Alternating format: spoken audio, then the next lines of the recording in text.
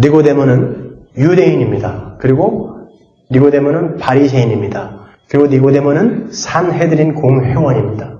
유대인 중에 당시에 바리새인이 6,000명 정도 있었습니다. 그리고 그 중에 산헤드린 공회원은 100명 미만입니다. 그리고 이 니고데모는 아주 큰 스승이었다고요. 지금 예수 그리스도께서 니고데모라는 인물을 여기에 등장시켜서 우리에게 이야기하고자 하는 것은 뭐냐면 이렇게 유대인 중에 가장 뛰어나고 부자고 학식 있는 자도 이렇게 별 볼 일 없고 보잘것없는 자이다 라는 걸 보여주시면서 하물며 개 같은 이방인이라고 하는 사람들 그리고 일반인들에게 그보다도 못한 너희들을 구원해 주시고 사랑하시는 그 하나님의 사랑이 얼마나 큰 것인지 아느냐라는 것을 우리에게 설명해 주시는 거예요. 니고데모가 예수 그리스도를 밤에 찾아옵니다. 밤에 니고데모가 찾아왔다라는 말은 성경이 밤이다, 어두움이다 라고 이야기하는 거기에 내용은 바로 죄된 세상이라는 의미가 있다고요. 그래서 요한복음 1장 4절에 보면 빛이 어두움에 비추되 어두움이 깨닫지 못하더라 그러잖아요.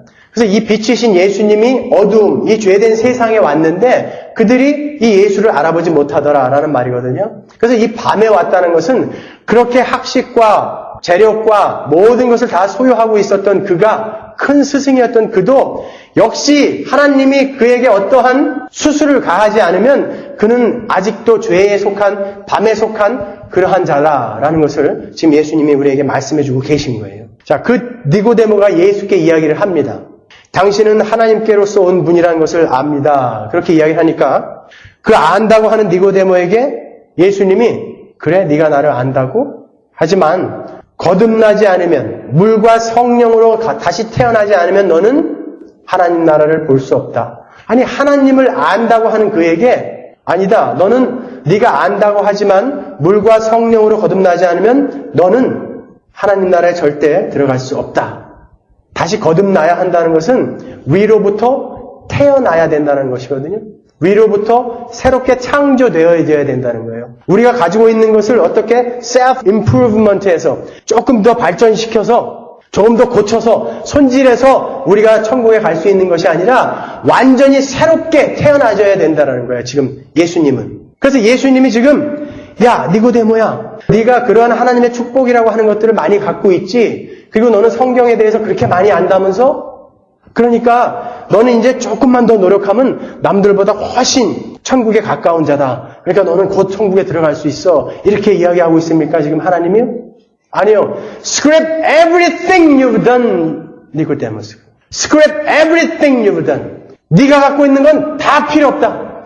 그건 다 걸레 조각 같은 거다라는 거예요.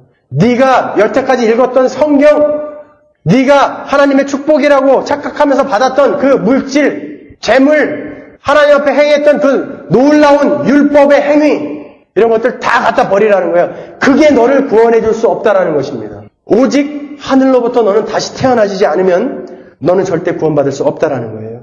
우리가 공부하고 노력하면 되는 거 아니고 우리가 결심하면 가능하다는 거 아닙니다. 반드시 하늘로부터 다시 재창조를 받아야 되는 거예요. 그래서 성경에는 족보가 많이 나오죠. 창세기에 나오고 열왕기서, 역대서에 다 나오지 않습니까? 신약에는 딱 2번 나와요. 마태복음에, 누가복음에. 마태복음에 1장 1절부터 족보가 나옵니다. 아브라함부터 다윗까지. 다윗에서 바벨론 유수까지. 바벨론 유수에서 예수님까지. 그렇게 3단계로 나눠서 14대, 14대, 14대라고 일부러 꿰어 맞춘다고요. 그것은 물론 다윗이라는 말을 강조하기 위해서 일부러 다윗은 그 히브리어에는 모음이 없기 때문에 A하고 I가 빠지면 D하고 달렙 해서 그것이 14라는 숫자란 말이에요. 그래서 다윗의 언약으로 온 메시아가 바로 이분이다라는 것을 쭉 설명해 주기 위해서 14대라고 억지로 꿰어 맞춘 거거든요. 그런데 그것보다도 더 중요한 초점은 지금 14라고 7이라고 7이 6개란 말이에요. 하나님의 그 안식의 숫자, 그 완성된 완전수는 7이잖아요. 그런데 7이 6개밖에 없어요. 그런데 마지막 이 7, 하나님의 백성들, 이 인간의 족보가 아닌 이 하나님의 백성들은 어떻게 태어날 것인지 아니? 그의 시조는 성령으로 태어난 예수고 그 하나님의 백성들은 그 성령으로 태어난 예수의 후예들이라는 거예요. 그러니까 이 마지막 7번째 이 하나님의 백성들은 성령으로밖에 나올 수 없다라는 것을 설명해 주는 것이 마태복음 1장의 족보인 것입니다. 마지막 7번째 족보에 들어가 있는 분들이 여러분들이라는 거예요. 거기에 여러분의 이름을 써 넣는 것입니다. 안식에 참여하는 하나님의 백성들. 그런데 예수님이 그래 성령으로 거듭나야 된다라고 이야기하지 않고 물과 성령으로 거듭나라고 이야기하신단 말이죠. 왜 그랬을까요? 왜 물과 성령으로 거듭나라고 이야기했을까요? 그 이야기를 설명하기 전에 그 이야기를 풀 힌트를 주고 있는 부분이 있다고요. 요한복음 3장 10절에 보시면 예수께서 가라사대 너는 이스라엘의 선생으로서 이러한 일을 알지 못하느냐 그런단 말이죠. 그 니고데모를 가르쳐 선생이라고 이야기하는데 그 선생 앞에 호라는 헬라어로 호라는 정관사가 붙어 있다고요. 너는 큰 선생, 바로 그 선생이라고 강조하는 정관사거든요. 그러니까 이스라엘의 선생들이 반드시 숙지하고 있어야 할 것이 무엇입니까? 구약이라고. 너는 구약에 능통한 이스라엘의 큰 선생이면서 내가 지금 성경을 가지고 이야기했는데 너는 그 성경을 이해하지 못하느냐? 라고 이야기하시는 거예요. 예수님은 항상 하나님의 말씀으로 사람들을 가르치고 훈계했단 말이에요. 그러면 예수님이 성경에 어디를 들어서 지금 니고데모를 훈계하고 계시는 것이냐? 에스겔서 36장이라고요. 22절부터 보면 내가 너희를 열국 중에서 취하여 내고 열국 중에서 모아 데리고 고토에 들어가서 맑은 물로 너희에게 뿌려서 너희로 정결케 하되 곧 너희 모든 더러운 것에서와 모든 우상을 섬김에서 너희를 정결케 할 것이며 또 새 영을 너희 속에 두고 새 마음을 너희에게 주되 너희 육신에서 굳은 마음을 제하고 부드러운 마음을 줄 것이며. 지금 에스겔서에 나오는 이 이야기의 배경은 이스라엘이 지금 타락하고 범죄하고 소망이 없는 자들이 됐습니다. 그래서 하나님께서 그들을 이스라엘 가나안 땅에서 쫓아내버리셨어요. 그리고 그들을 흩어버리셨습니다. 그리고 그들을 소망 없는 자라고 이야기한다고요. 너희들은 그렇게 소망 없는 자들이기 때문에 지금 25절에서 내가 맑은 물로 내가 너희를 씻어내겠다고 그래요. 정결하게 만들겠다는 거예요. 하나님이 여러분 보고 씻으라고 하지 않는다고요. 그리고 나서 너희들에게 네 마음속에 인트루전 뚫고 들어가서 새 영, 하나님의 성령을 니들 마음속에 하나님이 그냥 새겨버리시겠다는 거예요. 너희들이 성경 공부 열심히 하면 기특하게 봐줘서 내가 너희들의 삶에 찾아가마가 아니란 말이에요. 니들이 그렇게 불가능한 인간인데 그럼에도 불구하고 내가 너희를 물로 깨끗이 씻고 내가 너희들 마음을 뚫고 들어가서 나의 이 말씀을 심으리라. 나의 이 은혜를 심으리라. 라고 이야기하신다고요. 바로 이 물은 깨끗하게 닦고 정결함을 주는 거예요. 깨끗하게 닦고 정결함을 준다는 것은 그 죄된 더러운 옛사람을 죽여버린다는 거라고요. 물과 성령 할 때 성령이라는 르와흐라는 말은 바람, 생기, 성령 같은 말이라고 똑같은 말이에요. 르와흐. 그러면 물과 바람으로 어떠한 어마어마한 사건이 일어났는데 그 사건이 뭐죠? 홍해. 밤새도록 바람이 불어서 물이 갈라진 거예요. 창세기 1장 2절에 하나님의 신 르와흐가 수면 위에 운행하는 모습을 보십시오. 왜 그 수면 위에 하나님의 성령이 운행하셨는지 아십니까? 이제 새로운 창조가 열리기 때문에 마찬가지예요. 그 르와흐가 밤새도록 물을 가르고 그 하나님의 택한 백성들을 그 마른 땅처럼 거기를 걷게 하시는 거예요. 그리고 그 백성들을 구원해내시고 죄인들은 거기에서 물에 잠겨 죽여버리는 것입니다. 애굽 사람들은 거기에 다 빠져 죽었다고요. 이처럼 죄된 인간, 심판을 받아야 마땅한 그 인간들을 물에 다 빠뜨려 죽여버리고 하나님의 백성들만을 건져내시는 거예요. 노아의 방주에서도 그 저주와 심판의 물을 방주가 다 받아내서 방주가 죽고 그 안에 택하신 하나님의 백성들이 살아나는 거예요. 바로 이렇게 물은 옛사람, 그 죄된 본성을 하나님이 죽여버리고 이제 새로운 성령에 의해서 눈을 뜨게 만들어서 새로운 사람으로 창조해버리는 거예요. 물과 성령으로 거듭난다라는 말은 말이죠. 그리고서 하나님은 계속 에스겔서 37장으로 넘어가서 니고데모의 이야기 하신다고요. 에스겔서 37장에 나오는 그 유명한 이야기가 뭡니까? 마른 뼈가 살아나는 사건이에요. 하나님이 에스겔에게 대언하라고 얘기합니다. 너 가서 그 먼지가 풀풀 나는 죽은 지 정말 얼마나 오래됐길래 네 뼈가 말라서 먼지가 풀풀 나는 그 뼈들에게 가서 대언해라. 니들이 이제 살아날 거야. 너희들의 그 뼈에 살이 붙고 피가 흐르고 힘줄이 붙고 생기가 들어가서 너희들이 커다란 궁대가 될 것이다. 그랬는데 실제로 그들이 일어나서 덜그럭거리며 일어나더니 생기가 들어가서 르와흐 바람이 들어가서 성령이 들어가서 살아나서 군대가 되더라는 거예요. 그게 바로 여러분과 이 니고데모의 이야기라고요. 너희들의 구원이 어떤 것인지 아냐? 너희들은 바로 그 말라빠진 뼈다귀들이다. 너희들은 그 먼지가 풀풀 나는 도저히 살아날 수 없는 그러한 죄인들이다. 그런데 내가, 하나님이신 내가 너희들을 살릴 거다라는 거예요. 그렇게 해서 살려내심을 받은 분들이에요, 여러분이. 그렇게 어둠이요 밤인 우리에게 그 큰 사랑을 가지고 오신 거예요. 우리가 뭘 잘해서 뭘 열심히 노력했기 때문이 아니라 죄와 허물로 죽어있던 우리에게 찾아오신 거예요. 우리가 아직 죄인 되었을 때에 우리에게 찾아오신 거예요. 그 큰 사랑을 여러분 얼마만큼 이해하고 계신 거예요, 도대체. 오늘 본문에서 그 이야기를 우리에게 또 설명을 해주고 있어요. 정확하게 두 문장이 대꾸를 이루고 있는데 14절부터 16절까지를 같이 읽어보겠습니다. 모세가 광야에서 뱀을 든 것 같이 인자도 들려야 하리니 이는 저를 믿는 자마다 영생을 얻게 하려 하심이니라. 하나님이 세상을 이처럼 사랑하사 독생자를 주셨으니 이는 저를 믿는 자마다 멸망치 않고 영생을 얻게 하려 하심이니라. 이는 저를 믿는 자마다 영생을 얻게 하려 하심이니라. 16절에도 이는 저를 믿는 자마다 멸망치 않고 영생을 얻게 하려 하심이니라.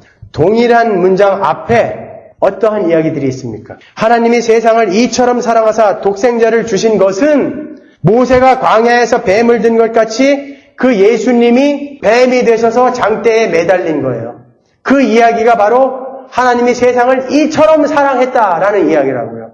하나님이신 그분이 자신을 그렇게 제안하셔서 하나님이 다시 살리시지 않으면 죽어야 할 그런 인간의 몸으로 이 땅에 오셔서 그 놋뱀이 되셔서 저주와 심판의 놋뱀이 되셔서 십자가에 달리셨다라는 사실. 그것이 여러분의 가슴 속에 이 감격을 주지 않는다면 여러분 뭔가 잘못된 것입니다. 이러한 기적을 알고 있는 자들이 암덩어리 하나 떨어져 나갔다는 것, 그것보다도 더 이것을 감격스럽게 생각하지 않는다면 여러분 복음을 잘못 알고 있는 분이라고요. 아니 자그마한 나의 기도가 응답된 것 가지고는 온 동네가 떠나갈 듯이 외치면서 내 기도가 응답됐다라고 외치고 다니면서 정작 이러한 감격적인 기적이 우리의 삶에 일어났는데 그것으로는 감사하지 않다라는 것입니다. 그러면 누가 믿을 수 있습니까? 어떤 자들이 예수를 믿을 수 있어요? 우리가 계속 살펴본 것처럼 예수를 자기의 의지대로 믿을 수 있는 사람은 아무도 없어요. Total inability. 전적인 무능력. 완전히 디스톨트 돼버렸기 때문에 우리는 절대 우리 힘으로 예수를 믿을 수 없어요. 그런데 여러분은 여기 와서 앉아 계시다고. 골프를 쳐도 되고 TV를 봐도 되는데 여기 와서 이렇게 앉아 계시다고요. 하나님께서 여러분의 삶을 intrusion, 뚫고 들어오셔서 여기까지 끌고 오신 것입니다. 구원은 전적인 하나님의 주권입니다. 하나님이 시작하시고 하나님이 끝내시는 것입니다. 도대체 내가 뭘 잘했길래 하나님이 나만 구원해내 주셨을까? 세상에는 나보다 착한 사람들이 더 많은데 왜 나는 이 사기치고 아직까지도 거짓말하고 아직까지도 성품이 이렇게 못났는데 하나님이 왜 나를 이렇게 강권적으로 끌고 가실까? 그러면 여러분 찬송가 410장 부르는 거예요. 난 알 수 없도다. 아 하나님의 은혜로 왜 이 쓸데없는 자 구속하여 주는지 난 알 수 없도다. 난 알 수 없도다. 천국에 가면 이유를 알 수 있을 거예요. 하지만 여러분은 이 자리에 있어요. 그러니까 감격하시며 기쁘게 살아가시라는 거예요. 그렇게 물과 성령으로 거듭나지 않으면 너희들은 천국에 절대 못 들어간다라고 예수님이 지금 이야기하신단 말이에요. 거듭난다라는 말은 위로부터 태어나다라는 말이거든요. 위로부터 위로부터 오신 분은 누굽니까? 예수님 한 분밖에 없어요. 거듭날 수 있는 사람은, 위로부터 태어날 수 있는 사람은 단 한 분, 예수님밖에 없다고요.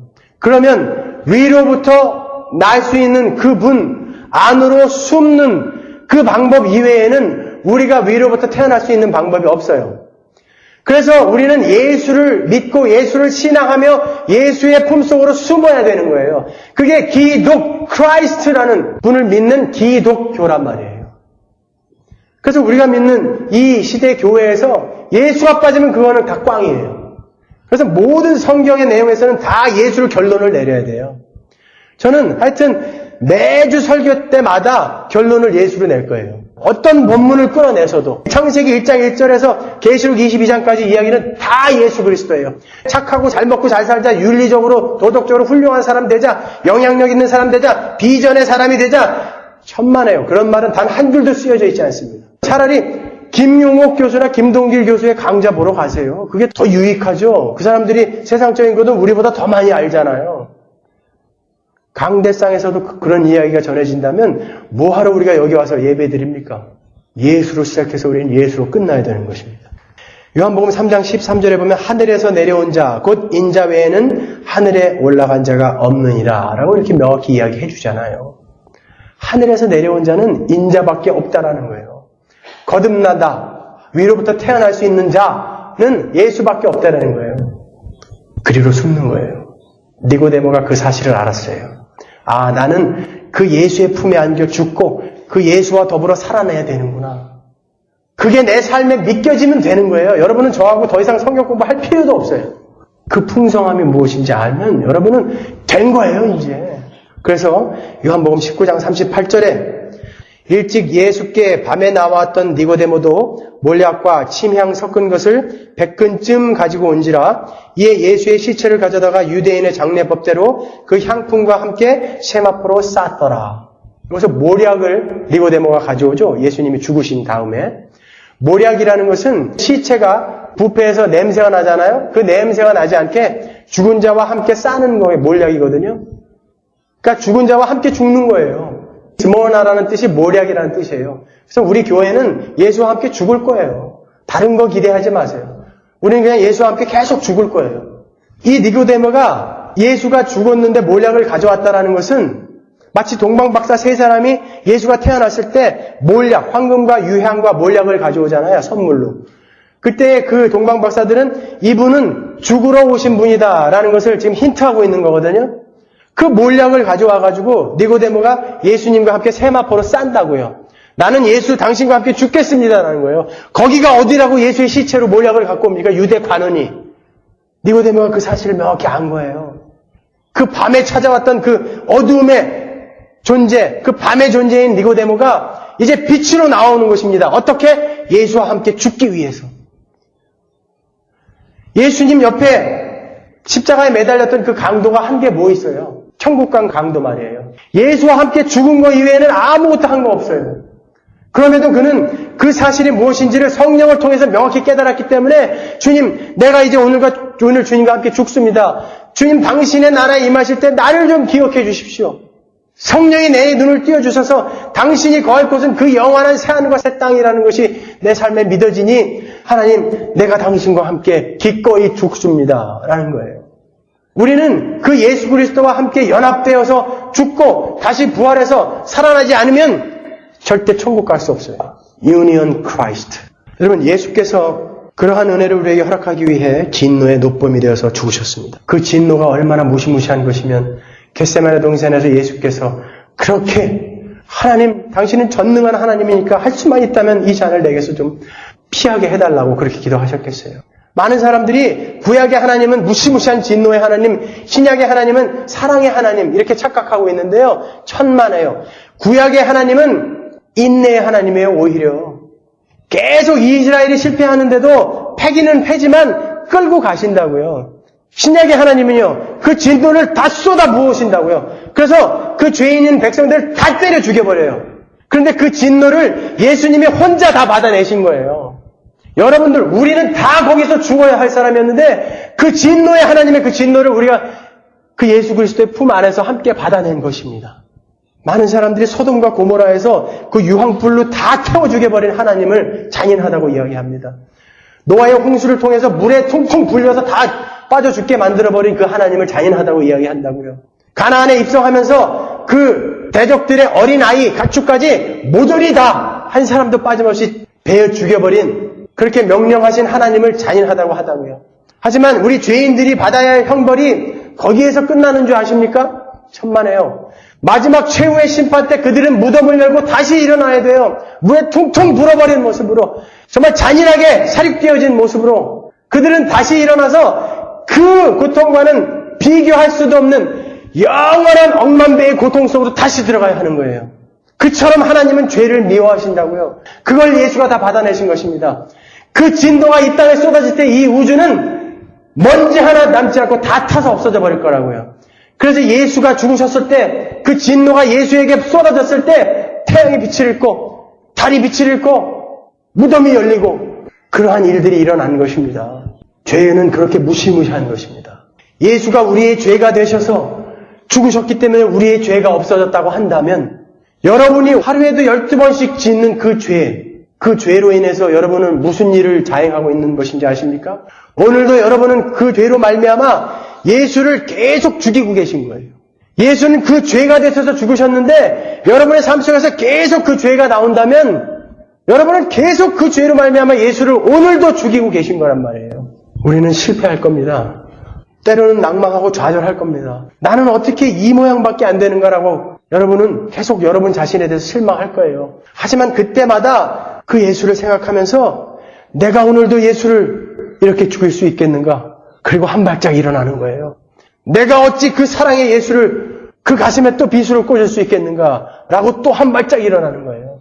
그러면서 우리는 거룩한 백성으로 지어져 가는 것입니다. 그러면 하나님께서 세상을 그토록 사랑하신다면 직접 본인이 내려와서 죽으면 되지 왜 아들을 시키냐고요. 내가 너희를 이렇게 사랑한다.